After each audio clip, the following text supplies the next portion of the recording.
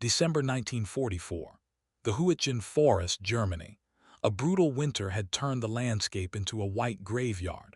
Frost clung to rifles, boots froze to the earth, and every tree hid a threat.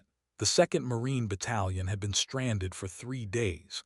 Cold, hungry, surrounded, and nearly out of ammunition. Their commander, Lieutenant Frank Harris, was 26 years old, a farm boy from Ohio, more familiar with plows than with maps of Europe. He wasn't supposed to be here.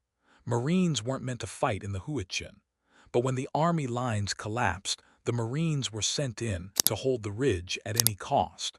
By dawn, Harris knew the truth. They couldn't hold it by firepower.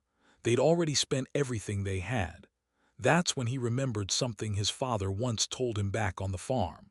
When you can't fight the storm, use it.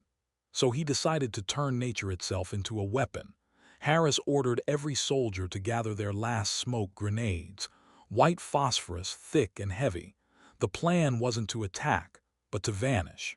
"Light the smoke," he said quietly. The men hesitated. No orders from command, no reinforcements on the way, just fog and faith.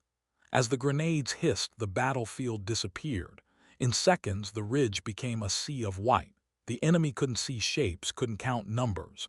To them, the silence wasn't retreat. It was bait. Then came the voices. Harris ordered a few men to scatter across the fog, shouting false commands. "Squad 3, move left. Hold fire, wait for the flank. Mortars incoming." It was chaos by design.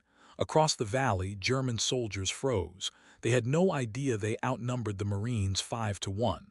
To them, it sounded like dozens of units moving, positioning, surrounding.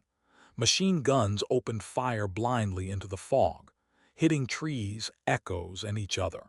In less than 15 minutes, the confusion became panic. The German line fractured, and then, unbelievably, they raised white flags. 980 men surrendering to a force too small to fill a single company photograph. When the smoke cleared, Harris and his men stood staring. Rifles still cold. Not one Marine had fired a shot. Not one had died. When headquarters arrived hours later, they thought it was a trap. "Where are the bodies?" a colonel asked. Harris pointed at the ground. "There are none." Word spread quietly, then disappeared into reports. No medals.